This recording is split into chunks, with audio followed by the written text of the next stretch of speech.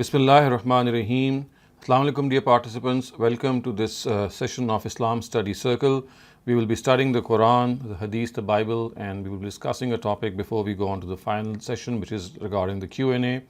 So, starting off with the Quran, today we will be discussing a verse from the Quran, which is verse 157 of Surah Araf, the 7th Surah, which actually states that the arrival of Prophet Muhammad in the land of Arabia for the Jews and the Christians was not something that just took place all of a sudden and they were not introduced to him. The Quran tells us that their own scriptures had prophesied his arrival, and therefore this is something that they very well knew, and they were actually waiting for the last messenger. So the verse goes like this: الَّذِينَ يَتَّبِعُونَ الرَّسُولَ النَّبِيَّ الْأُمِّيَّ الَّذِي يَجِدُونَهُ مَكْتُوبًا عِندَهُمْ فِي التَّوْرَاةِ وَالْإِنْجِيلِ يأمرهم بالمعروف وينهاهم عن المنكر ويحل لهم الطيبات ويحرم عليهم الخبائث ويضع عنهم إصرهم وأغلال التي كانت عليهم فالذين آمنوا به وعزروه ونصروه واتبعوا نور الذي أنزل معه أولئك هم المفلحون. Those who follow the messenger, the unlettered prophet, whom they find described to them in the Torah and the Gospel, he enjoins virtue upon them and forbids them to do vice. He makes good things lawful to them and prohibits what is foul. He relieves them of their burdens and shackles that weigh upon them. So those who profess faith in him, honor him, support him, and follow the light sent down with him shall surely succeed. This verse, as you can clearly see, viewers, is something that tells us that Prophet Muhammad, when he arrived in the land of Arabia, the Jews and the Christians, they had known him by name. The words that are needed to be noted here are يَجِدُونَهُ مَكْتُوبًا عِنْدَهُمْ فِي التَّوْرَاةِ وَالْإِنْجِيلِ, which means that whom they find described in the Torah and the Injil. And although today there have been efforts on the part of the Jews specifically and Christians too of the times of Prophet Muhammad, in fact much before that time, to delete that name, but there are still signs found in both the Old Testament and the New Testament, which clearly describe that Prophet Muhammad was the last prophet who was due to arrive, and he did arrive. And that is why in Surah Baqarah, when he did arrive, the Quran has told the Jews that لا تكونوا أول كافر به, that you should not be the first ones to deny him, because he was the first one. He was the one who is predicted and prophesied in their own scriptures. So the Old Testament and the New Testament, they have his name mentioned, and we know that specifically Prophet Jesus was sent as a forerunner to Prophet Muhammad and to give glad tidings of his arrival. So in Surah Saf it is said that he actually prophesied the arrival of Prophet Muhammad by his name, which is Ahmed, and we know that his name is actually Ahmed. Muhammad is his title, and he's become more famous by the name Muhammad. Otherwise, his name is Ahmed. And Surah Saf actually says that Prophet Jesus had come, Mubashiran bi Rasuli Yati min ba'd ismuhu Ahmad, that he came with the glad tidings of a messenger whose name was Ahmad. So it is, very much certain that he was mentioned by this name Ahmad, of course, in the languages, in those languages, of course, in Hebrew. His name would be what Ahmad means in Hebrew, and in the New Testament, which is in the Aramaic language, we also know that he must have been mentioned similarly. In fact, today there is very, very blatant evidence in the book of Revelations. This is the last book of the New Testament. Its author is supposed to be John the Divine, and so if you pick up the Arabic version of the book of Revelations, you will find that there is a mention of someone coming, and he would be called, and I'm going to just quote the Arabic words before you. So the words are Yud'a Sadiqan wa Amina, that he will come and he will be the one who is called Sadiq and Amin. So the Arabic Bible today, you just pick up any copy of the Arabic Bible of today and look up the last book of the Bible, which is the book of Revelations, and if you just scroll through it, you'll find these words Sadiq wa Amin written there. And who can deny that unmistakably this is the actual title of Prophet Muhammad? He was the one who was known as Sadiq and Amin in his own times. So this is something of a conclusive evidence. Otherwise, we know that, for example, in the Old Testament, in the fifth book, in fact, the Pentateuch, which is the book of Deuteronomy. We know that Prophet Moses had said that he predicted the arrival, and he said that God Almighty has said that He will send a messenger amongst his brothers, of course, referring to the Ishmaelites, he being from among the Israelites. And therefore, this is something which is quite conclusive, because we know that there is no other messenger who arrived in the Ishmaelites other than Prophet Muhammad. After a long gap, a very long gap, the other prophet coming amongst the Ishmaelites before Prophet Muhammad was Prophet Ishmael himself. So in the New Testament, there are so many examples. I'm just off the top of my head, I know that the Gospel of John, for example, speaks of the fact that the Prince of the world is going to come, and then it is said that Jesus is reported to have said that I'm going to go and then send him, and he is going to stay with you till the end of time. So, of course, referring to the fact that his prophethood would extend till the end of time, and who else but Prophet Muhammad could have been implied here. So, although his name, the exact name may not be found in the Old and New Testaments or in the Torah or the Gospel, but we find very clear indications or descriptions in a way that unmistakably it is the mention of Prophet Muhammad, whose arrival was actually something that they already knew. And for viewers and readers who might be interested, there are many books written, and I would suggest none other than the book by Ustaz Hamiduddin Farahi. His book Fiman Who Was Zabih mentions a lot of these predictions. So as you can see, viewers, that this is a very important verse of the Quran, and besides some other verses, it tells us that the name of Prophet Muhammad was actually found written and described. His character and his personality was described in the Torah and in the Injil, and this is something that is now quite an irrefutable reality in the light of the work that has been done regarding the prophecies of Prophet Muhammad found in these ancient scriptures. So we know that the Prophet's name was actually Ahmed, and the Quran itself in Surah Saf tells us that Prophet Jesus had come with this special mission to give the glad tidings of the arrival of the last messenger of God. The word gospel actually means good news. So Injil, of course, the Aramaic name, it actually means good news, and this good news, of course, was regarding the arrival of the last prophet of God. So that is precisely one of the reasons that Prophet Jesus was sent, that he had prophesied the arrival of the last prophet.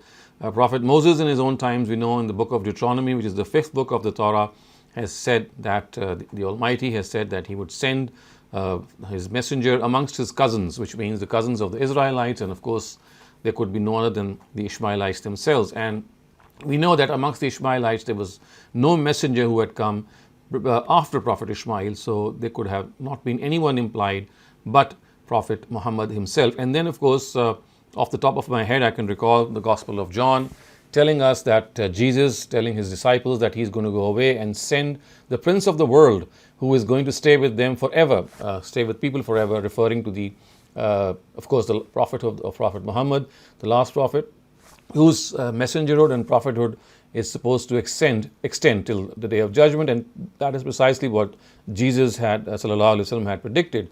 So Prophet Muhammad was someone who was very well known to the Jews and Christians of his times, and that is why the Quran, and in fact God, was very angry when they saw him, they recognized him, they were fully confident that he is the one who they were waiting for, but they still did not accept him. Yes, there was a part of the people of the book who did accept faith, and they became Muslims, but a major part of them did not do so. So the Quran has said that this is something that is absolutely unforgivable, because you were waiting for this last prophet who was sent with this mandate that he'll relieve them of all the burdens which they had actually put on their own backs by being rebellious and by being the target of God's punishments, as a result of which certain directives had become very harsh on them. So this is something that was told very clearly to them. And in fact, in today's Bible, if you would like some more conclusive proof, I can tell you that if you pick up the Arabic version of the book of Revelation, which is the last book of the Bible, you will find that the words Sadiq and Amin for Prophet Muhammad are mentioned. And unmistakably, Sadiq and Amin in the context can only refer to Prophet Muhammad. And so in this book of Revelations, the Arabic part. If you just look through any Arabic translation of the book of Revelations, it will say regarding Prophet Muhammad, Yud'a Sadiqan wa Amina, that he will come and he will be called Sadiq and Amin. And we know in history that there is no other person except Prophet Muhammad who is known by this name. So about them, the Quran has said that, well, because of the fact that they did not listen, they did not obey, and they were the first ones to deny the Prophet. So the Quran says, La takunu awwala kafirin bihi, which means that don't be the first ones to deny him, because you were supposed to actually welcome him. You were supposed to be the first ones to profess faith in him, and now you are doing the exact opposite. So it is quite clear, dear viewers, that the wrath of God and the harsh verses of the Quran regarding the people of the book that you find on occasions in the Quran is because of the fact that they had fully recognized Prophet Muhammad. They had fully recognized, but out of arrogance, out of jealousy, that why was the Prophet sent amongst the Ishmaelites, the Quran says that they did not acknowledge him. Yes, there was a small group who did acknowledge him, who professed faith in him, but they were very small in number. So now we go on to the next section, which is Hadith, and this Hadith has been reported by Imam Muslim in his Al-Jami al-Sahih. It says, Abdullah ibn Abbas stated that God's messenger said, he who does good deeds to have them publicized, God will publicize his humiliation on the day of judgment. And he who shows off, God will make an example of him. So, viewers, we can clearly see that how showing off, how being boastful of our good deeds is something which does not hold favor with God. And it is something that we must always try to refrain from. All good deeds should be done between a person, or left in the notice of one's own self, of course, and between his God. Otherwise, if these deeds are done to make other people think that a person is very pious, then we have lost the spirit of doing that good deed. So the Prophet has said that a person who does good deeds so that he gets famous, then God is going to make an example out of him. He is in fact going to humiliate him, and of course this refers to his fate on the day of judgment, because on the day of judgment, if you come up with this mandate that you had done a lot of good deeds, but all of them were done to make people impressed by you, or make them realize that you are a very superior human being, then of course inside the case was absolutely different. We were a hollow personality. The Almighty is not going to be, he's not going to entertain us in this matter. In fact, as you can see, that the words are وَمَنْ رَأَى اللَّهُ بِهِ, which means that he who shows off, God will make an example of him. So showing off, of course, something we know is is an expression of superiority. It's an expression. It's in fact a superiority complex that we might suffer from. So we have to specially keep ourselves in check, because good deeds which are done for the sake of themselves, or for the sake of earning purity, are the deeds that we should undertake. Otherwise, this would only mean that we have a different agenda. We don't have the purpose of cleansing ourselves, not the purpose of purifying ourselves, but our real purpose is to show off and to let other people know what we are actually doing. And this is not going to sit well with God. We next study the Bible, and this is something which is this is a sentence taken from the Gospel of Matthew, chapter number 5, verse 4. It says, happy are those who are sad, for they will be comforted. Of course, this is something which Jesus said to his disciples, that if you are sad in this world because of the suffering that you are undergoing in this world, and don't think that this is something which is going to last forever, you shall be compensated heavily. You shall be compensated in a very, very profound manner, as long as you know that there is going to be a hereafter, as long as you believe that God is going to be just. And we have to remember, dear viewers, that this world is a place of trial and test. It's a place in which all of us go through various testing times, which make us sad, which make us dejected, which make us feel low at times. But we have to understand that in this world, if we are passing through bad times, it is not necessarily because it's a punishment from God. Similarly, if we are being rewarded, or we are living a comfortable life, it's not because God is pleased with us, because joy and sadness both are states and situations which are meant to test us. So if we understand that living in comfort or having a success story in life does not mean that God is, or necessarily mean that God is pleased with us, it's like a test for us. It's like something which God wants to put us through and wants us to find out whether we are thankful to Him for all the favors that He has blessed us with, or we become arrogant. Similarly, if we are passing through trying circumstances, He wants us to see. He wants to see whether we are patient, whether we persevere, whether we are steadfast, and we know that this is a form of trial. And if it is something that we really understand, and as you can see from this, the verse that we have just studied, uh, happy are those who are sad, for they will be comforted. Beautiful words, which mean that they'll be compensated for this sadness, of course, which results from suffering, which results from trials, tribulations. And these trials and tribulations, dear viewers, we have discussed them, this aspect a number of times, that all these trials and tribulations are meant at times to lift us up, to bring us closer to God, because when we are passing through these sad times, we have this opportunity to come closer to God. Similarly, tough times, they make us tough. And that is precisely what at times God wants us to become. He wants us to become strong internally so that we can face stronger trials in future. And for this, when we pass through trials, we become stronger, we become more and more acclimatized to such situations.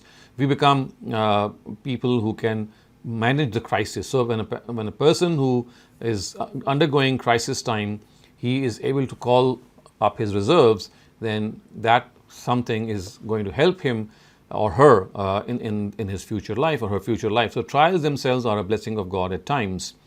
And as we also know that these trials and tribulations are something that have been the part and parcel of all human beings, including all prophets of God. So if you read the Quran, if you see from the Quran and from the ancient scriptures that all prophets of God, in some form or the other, they passed through very testing times. In fact, some of the trials were really, really very tough, and they sailed through these trials in a very, very perseverant and in a very steadfast way. They did not complain. They showed fortitude, and they became very, very special servants of God. So with this, we come to the end, to the third section of our study circle. Now we go on to the fourth segment, which is like a moderated segment. Bisma, our coordinator, will be moderating this session, and basically this is a session in which I would like all of you to give your views and express and opinions regarding the topic under hand, so that we are able to help each other through our own experiences and through our own knowledge, and that is how to stop wasting time. So the thing that has to be the topic that is under discussion today is how can we stop wasting time, because just a short introduction to this is that time is something which is of supreme importance. Time is something that is going to really give us the opportunity to do a lot of work, to multitask, to make ourselves useful, and at the same time we are able to spend more time for enjoyment, for relaxation, and with our near and dear ones. So wasting time or procrastinating is something that we often become plagued with, we often become inflicted with, and more often than not we find this tendency in our younger generations also. So let us discuss how we can stop wasting time. An advice to all of us and to maybe our younger generation. Over to you, Bisma. Assalamu alaikum, Dr. Saleem. Thank you so much. So for me, I realized that the best way to stop wasting time is I try to stick to a routine. The importance of sticking to a routine. I think social media has truly entered a phase in our lives where I think it's completely taken over with TikTok and all the apps that completely keep us engaged. It's like we've come to a point where we can't even sit for a minute. That concept of boredom, which is supposed to be actually so constructive at times because it kind of calms you down, you just kind of let your mind waver, that has gone. Everybody always wants to be online, and that I think has really, it's a thief of joy because it puts us into competition with everyone we know. We constantly trying to one up each other. I think the best thing for me has been the routine, following a routine and sticking to it, and just keeping your phone face down, keeping the volume down, just having a few people who should be able to reach you, and not picking up everybody's phone and responding to everybody's text. I think that's also another thing the frenzy of कि अभी जवाब देना है. One has to wait. I think that's very important. There should be just a couple of people like it used to be in the past who should be able to reach you every time. You should not be available to everybody all the time. So that's my thought on it. If I don't know if it makes sense, but for me, I think Yes. non-availability is something which I really Correct. hold dear to myself. Yes, that is quite well taken. And one thing that can stop us from wasting time that comes to my mind also is the fact that if we can make a checklist of things like a small timetable that we can draw for ourselves for the next day. I mean, this is something that has been the practice of many successful people in the world, that they get hold of themselves, they know what they have to do tomorrow, they plan their lives in a way that they have a calendar of events for themselves. And a calendar of events, of course, something used to be very common, but I think there has to be a calendar of our own activities as well, in which we know that tomorrow or day after tomorrow, what am I supposed to do? What are my office duties, or how should I exactly divide my time? So you see, if you divide your time, make a timetable for your own selves for the next couple of days, and a checklist of that timetable should be maintained, because today with the gadgets and the phones that we have, it's very easy to have that checklist in your own phones. A reminder can be sounded at various intervals, which can tell you that now the time has arrived for different activity.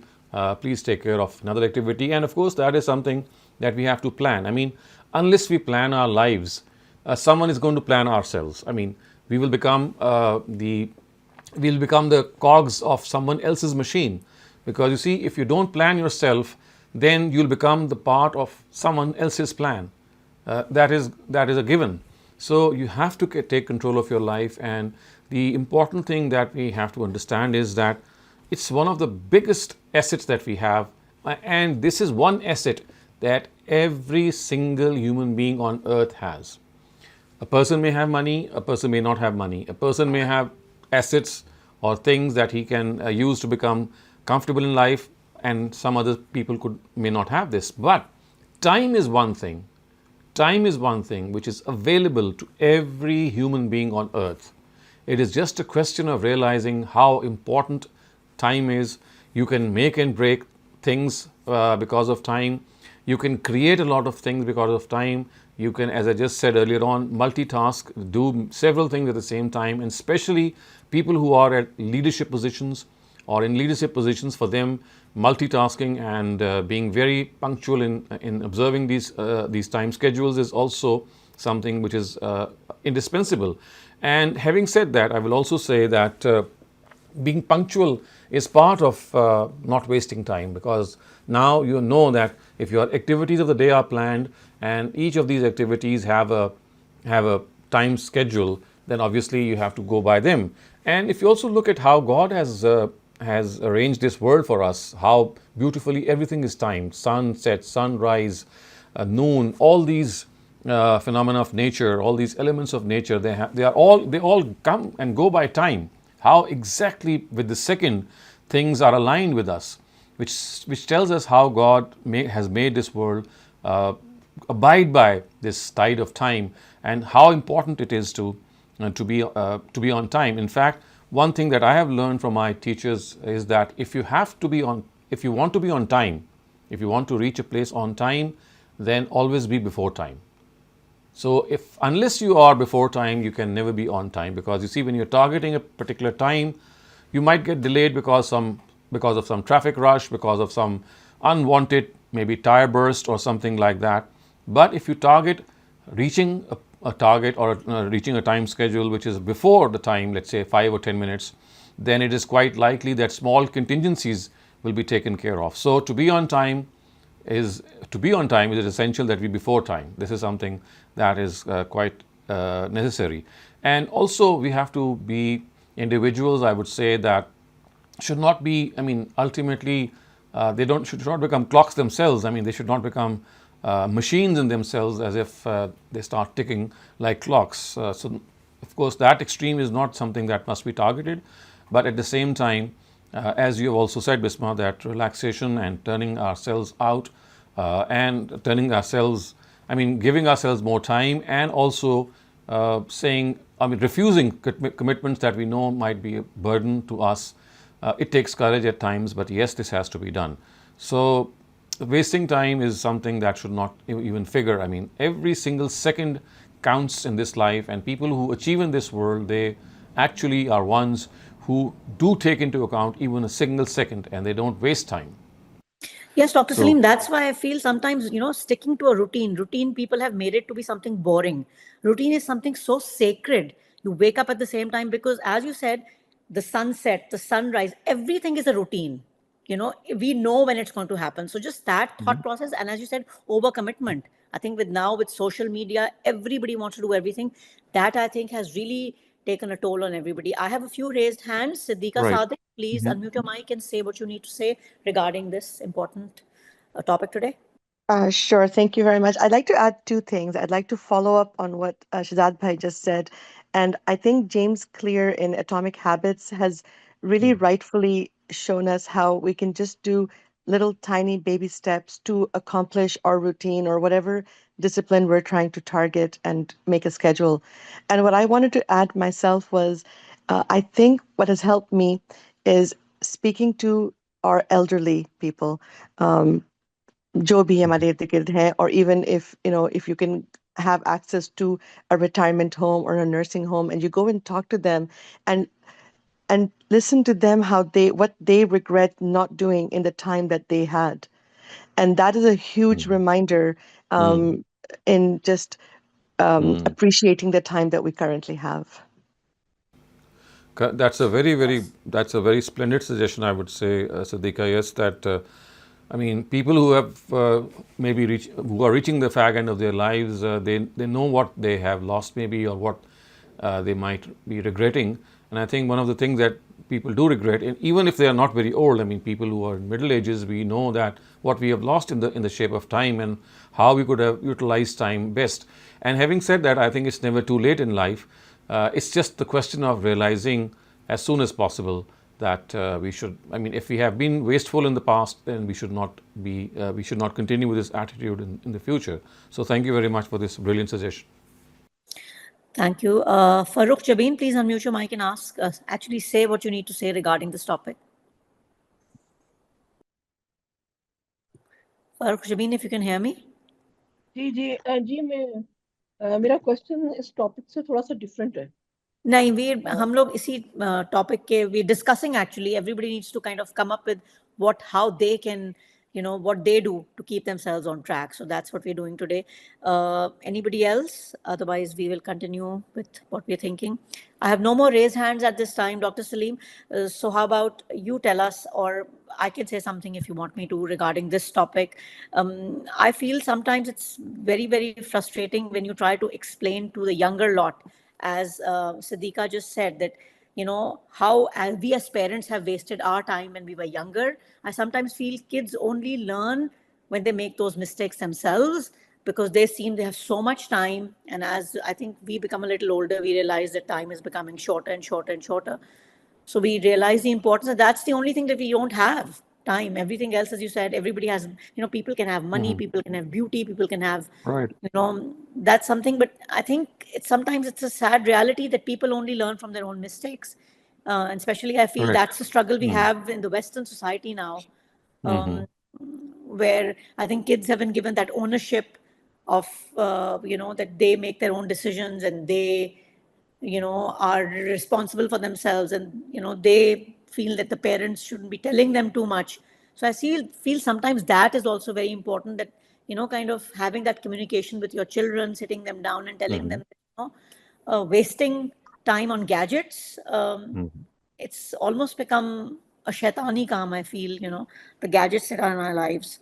So I don't know what the best way. So I think that one of the things that we have to understand is that because of this very strong wave of children letting go of themselves and they're falling prey to these gadgets, my experience in this is that instead of maybe limiting them or maybe banning these gadgets on them, or maybe being a little stern on them, I think a better strategy is to build something in parallel, which means that create something more attractive for your children, so that if they are wasting time on very ordinary things, they get to realize that they can accomplish much bigger things in life. For example, I can tell you from what Japan has done and many other developed countries, that they have created gadgets. I mean, they have actually instilled creativity in their children by offering them to make different models, be they art models or science models or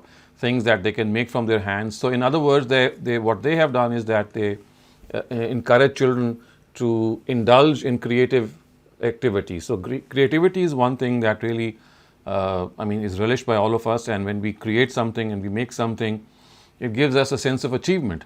And so if instead of stopping your children from doing certain things, we have, I think, a more wiser and a more possible way, I would say, is to divert their attention to things that are much more attractive. So that is how I think things would work for our children, because you see, they become very stubborn. It's difficult to argue with them, and more often than not, I have seen parents ending up in a total lack of communication, or because of the fact that they become very strict regarding these gadgets. So I think we have to be innovative, and that innovation means that let us think of different attractions. They could be outdoor attractions, they could be outdoor games, they could be time spent in the park, there could be workouts, etc., etc. So many other diversions, especially diversions that are attractive to the personality type of our own child. So every child has a personality type, and if we are able to provide them with alternative distractions which are at least the same, if not exactly more, but have the same attraction for them, then maybe it's something that we can achieve. But at the moment, I don't find this innovation in the parents. They are more vindictive, I would say. They are more dictatorial, which I think is not the right way in controlling our children. That is very correct, Dr. Saleem. But I also feel with Japan, I feel they've done it as a nation. They don't, I think when they start teaching their children, that's how they begin. So sometimes, that also I think is so important, nurturing them from when they're babies. But we don't do that, sadly. Mohtaram Saab, if you have a question, if you have something to say, I thought that I saw your raised hand. Muhammad Ali Mohtaram. जी अस्सलाम वालेकुम शहजाद साहब जी गुलाम अली मोहतरम जी कहिए। अस्सलाम वालेकुम शहजाद साहब। Normally मैं इसमें सिर्फ ये पॉइंट ऐड करना चाहता हूँ जो हमेशा मैं बच्चों को और लोगों को बताता हूँ कि अपना अच्छा टाइम अपनी नालायकी में नहीं खर्च करें। व्हाट आई मीन टू से इज कि बी ऑर्गेनाइज। अगर आपको कहीं पे जाना है, आपको झूठ बोलने की जरूरत नहीं है कि हमारा टायर पंक्चर हो गया था, ये हो गया था। आप लिख के रखें कि क्या काम आपको करना है, और हर चीज को आप प्रायोरिटी के ऊपर करें। बेसिकली हम नॉर्मली आप किसी बच्चे को या किसी को बोलते हैं तो दिल से अच्छा हम ये भी कर लेंगे, नॉट लाइक दैट। आपको हमेशा एक काम अगर डेलीगेट किया जाता है, पिन पॉइंट किया जाता है, तो आप फौरन करें उसको। और अपने रिमाइंडर्स के लिए पोस्ट इट नोट्स अपने पास रखें। आप कोई भी चीज आपको लिखनी है, चाहे आपको सब्जी लानी है, चाहे आपको बैंक जाना है, कुछ भी करना है, तो आप उसको लिख के रखें। तो मेरा एक स्टैंडर्ड जुमला होता है कि अपना अच्छा टाइम अपनी नालायकी में नहीं खर्च करें आप। This is all I wanted to add. We can do that. Any questions we have? Dr. Saleem, I had a question regarding the gospel. What about the Song of Solomon where Muhammadim is mentioned? What is that? Is that the prophet? Yes, that too is something which is very telling, and you'll find the Song of Songs by Solomon. There a lot of work has been done. In fact, one of our contemporary scholars who passed away some years ago, who worked in our own institution, his name was Abdul Sattar Ghori. So he has specifically worked on this prediction or prophecy found in Solomon, in the book of Proverbs, the book of Song of Songs itself, I would say. It's called Ghazlul Ghazlat in Arabic. And so, yes, that is a very telling prophecy regarding Prophet Muhammad. And then what about Bakka? Bakka is also mentioned. So Bakka is the original name of Mecca, and Bakka is mentioned in the Psalms. Yeah, exactly. Okay. So thank you, Dr. Saleem. I see no more raised hands. Please, if anybody has any question, this is the time to raise your hands. Okay. Ruhi Rasool, please unmute your mic and ask your question.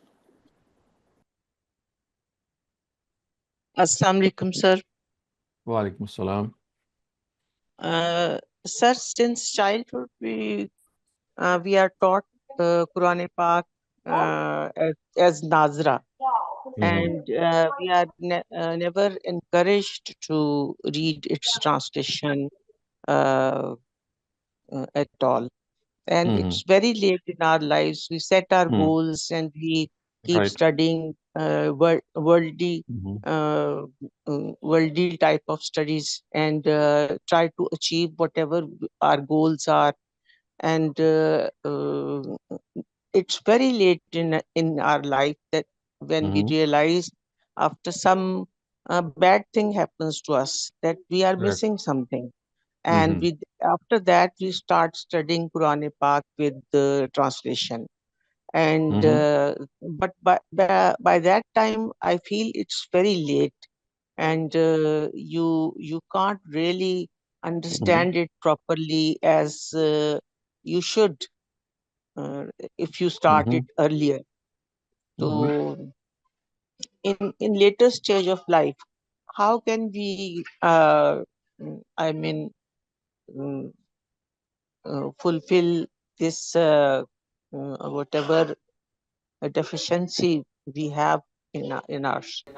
I think you have answered the question yourself. It's a question of realization, self-realization. As soon as you realize that we actually have deprived ourselves of the greatest treasure that we could have obtained, which is communication with God, we should immediately start about trying to understand the language of the Quran. It's never too late in life. We can always learn Quranic Arabic, and if that is a little bit tad difficult, then of course translation should always be handy. And the one way through which we can compensate our own deprivation is to become advocates before our children and our grandchildren, that they, at least now they have time in life, they should not waste this time and start using this time by just spending, let's say, 10 or 15 minutes every day with the Quran, and especially with the translation, because you see, as you've rightly said, mere recitation is something which has become the norm of Muslim Ummah, and even in later years when people pass away or they have to read the Quran because of some trial that they are suffering, again that is just recital of the Quran without even understanding what we are saying. So all in all, it's one of the most neglected books of God, of all times, I would say. So it's just a question of realizing that we are actually missing out on a huge treasure, and we can only understand that treasure by simply having access to a translation. We don't have to go anywhere. These translations are found in our own phones, in our own copies of the Quran lying at home. We don't have to make much effort for that. So it's so easy to browse through a Quran translation on our phones. Even the tafsirs are available on our phones or on our tablets or laptops. So the easy access today has made it very, very, I would say, possible for any type of learner to have this access from the Quran. I think the important thing is to create this awareness, create this realization that we are missing out on a huge treasure, and we have to just, put our foot down and make this effort right from today. Thank you for that, Dr. Thank you. Saleem. Akram Bhatti Sahab, please unmute your mic and ask your question. अस्सलाम वालेकुम sir. वालेकुम sir मेरी बात से मेरा question है बच्चों के बारे में जो अडल्ट है in their 40s, and you say that when they are adults you cannot force them to do anything, fine, but when you suggest them, some of them, they say, well, you know, they just change the routine. They, like when they come over, they will read namaz with me, or when I go over there by meet them, they will read namaz, and ask my grandkids, does your father read namaz by himself? I doubted it because they said, no, grandpa, he only reads namaz when he comes here, when he goes there. So and then you said, I used to have argument with them, and then you waste your time. I wasted my time. I started reading, like, I will admit, very late in my life. But Alhamdulillah, I've been at it like in the last 14, 15 years, and now I understand much more than I did before. And once I heard that one of my kids says, well, we read, when we'll start doing that when we are at his age. At this He age, didn't say that to me, but I heard that. So how to handle this situation? I'm worried about to tell the truth, about one of my son. I think, you see, this is a worry that we all share. And it is a question of understanding that at times we start doing these remedial measures much later in life when our children have become adults and they have fixed habits.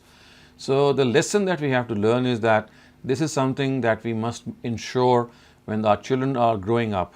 I mean, that growing up age, which is between 5 and 10, in which a child enters into life in which he or she becomes aware of things, that is the time that you have to make that or have that habit developed of understanding, reading the Quran, or maybe, and also not only the Quran, I would say, but also the prayer.